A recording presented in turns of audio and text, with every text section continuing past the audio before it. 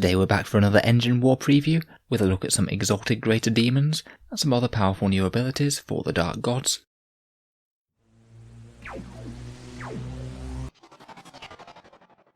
Hello and welcome back to Auspex Tactics, the strategy-focused 40k channel, where we're all about getting the most out of our miniatures on the tabletop. So now we have all of the previews for Engine War in our hands, with the last of the factions being Chaos Demons, being shown off by Games Workshop today. Unless there's more to come, it seems that the Chaos Demons are getting 3 sets of buffs from this release. First of all, they seem to be getting the opportunity to make their Greater Demons Exalted Greater Demons. This costs 1 command point, and you get to either choose one buff from a list, or roll for 2 different ones. It's unclear as to whether or not you'll be able to make multiple demons Exalted Greater Demons. I would hope so, but I guess we'll have to wait and see. On top of that though, we seem to have some new relics, which seem to be primarily geared towards being used by the Greater Demons, and then each of the 4 gods of the Pantheon will be getting new stratagems to play with as well, which mainly seem to be based around buffing one of their unique units. It doesn't look like there's anything to suggest that there's any sort of massive army-wide buff coming, to be honest, though I suppose that we can't entirely rule it out at the moment. Let's jump in and see what we've got then. We'll go through each of the Chaos Gods in turn. First of all then, for the Forces of the Blood God, we have one of the traits for the Bloodthirster. It'd be interesting to know whether or not it's a table of 6 or a table of 3, but in any case the only one that we know so far is Slaughterborn, where Bloodthirsters get +1 to their strength and attack characteristic in the fight phase if they were charged, or made a heroic intervention. The extra attack alone is going to be around about a 15% buff to the Bloodthirsters' damage output, although the strength isn't always going to be all that meaningful. A lot of them are just ridiculously high strength to begin with, so it's only really going to be mattering for things like the Insensate Rage Sweeping Blow, where going from strength 7 to strength 8 is quite meaningful, so a small combat buff, a little bit equivocal as to whether or not it's worth a command point in my mind. I'd hope that there's something else on the list that might be able to help their defense a touch. I'd say if they're all around about this strong though, then rolling for 2 traits could be very valid. Perhaps more interesting is this Blood Drinker Talisman relic. It doesn't say specifically on it whether it's literally just Bloodthirsters only, or whether or not it's available to the rest of the Khorne army. I personally hope for the second, as it could be pretty handy on a Demon Prince. This one allows you to roll 1d6 per enemy model destroyed by this model in the close combat phase, and on a 5+, they regain 1 wound after it's resolved all of its close combat attacks. Could be particularly potent if you're thinking about fighting twice with a Khorne unit, as well as double the damage, it will also give you double the healing. I'd say this one's probably most worth it on a Bloodthirster, as they're a lot more likely to be injured but not destroyed than regular Demon Princes and things. Could be a potentially reasonable buy-in if they do become a bit more worth taking with these exalted abilities. Finally, we've got the Scent of Blood for 1 command point, which is a Fleshhound stratagem. And first of all, it gives them advance and charge, which is actually really handy, and I could certainly see this being a big buff to taking Fleshhounds in game. And interestingly enough, it says that they get +2 to this charge as well, if any enemy models, excluding vehicles, have been destroyed that turn. It doesn't say on the unit that they're targeting, it just seems to be a general statement for the whole of the battlefield.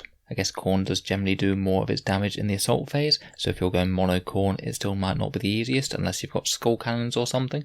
But in any case, this seems like a massive extension of the Fleshhound's threat range, and means that you can't rest easy on them even when they're quite a long way away from your lines. I'm not sure if either of these are going to be enough to get either Bloodthirsters or Fleshhounds up to competitive type levels, apart from in slight edge cases, but there's no denying that they're pretty decent buffs that certainly make them more attractive to take. Next up we come to Slaanesh, and their Exalted Greater Demon trait is Fear Seeker, which allows you to get a little bit more movement out of your Keeper of Secrets if your opponent suffers casualties in the morale phase. Basically, after they've failed a morale check, but before any enemy models flee, the Keeper of Secrets can move 6 inches towards that unit, and furthermore, each time an enemy model flees when it's within 6 inches, the Keeper of Secrets is healed by 1 wound. If you do manage to inflict some mass casualties on a unit, then this could actually be incredibly potent, particularly if you stack it with other leadership debuff abilities that Chaos do have in fair abundance.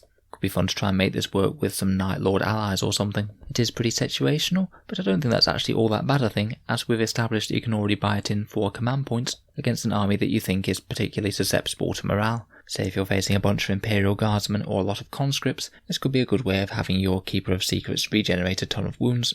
Not the most universal, and probably not the best if you roll for it out of the random table, but I could see it being kind of powerful in some situations.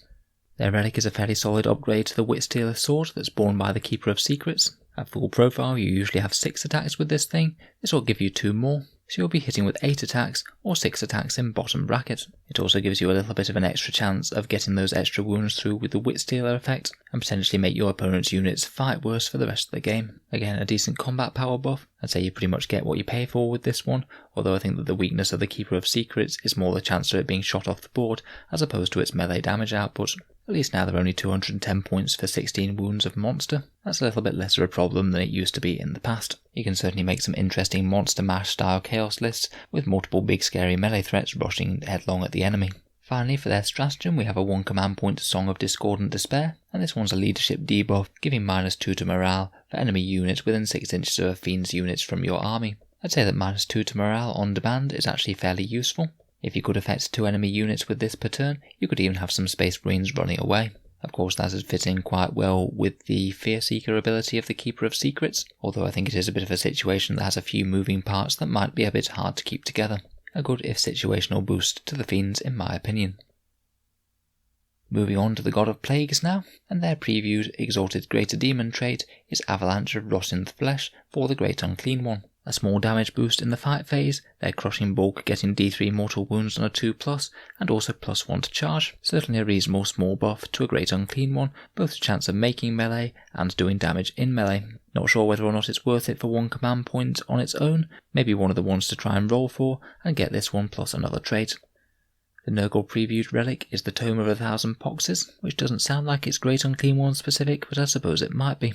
This one's a bit of a minor buff to Nurgle Psykers in my opinion. It allows them to know another psychic power, and if you cast a result on a 7, which will happen 1/6 of the time, then the power can't be denied. Unfortunately it doesn't let you cast an additional time, just know 1 more power, and while it's good for flexibility, I'm not sure it's worth a relic slot.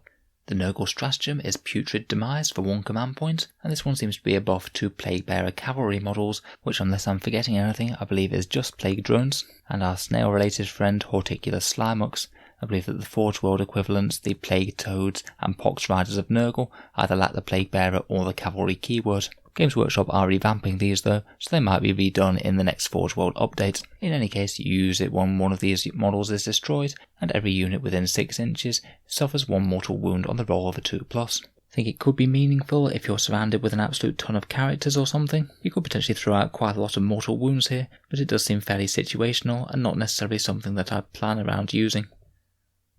Finally we get to the buffs for Tzeentch, and to be honest their first one, for their Exalted Lord of Change, is one of the most interesting ones out of this preview. His ability is Spell Thief, which means that when this model successfully denies a psychic power, the psychic unit that attempted to manifest the power loses it and cannot attempt to manifest it again in the battle. Now while he's undamaged, the Lord of Change actually denies powers on +2. It makes him very reliable at doing that indeed. I think this could be an absolutely great buy-in for 1 command point if you're fighting a psychic heavy army, such as Grey Knights or Thousand Suns. These guys absolutely rely on their key psychic powers to go off, and having their sorcerers just forget them outright halfway through the game could be pretty annoying. What's particularly funny is that this also works on Smite as well, so you could even stop them from being able to cast the most basic power.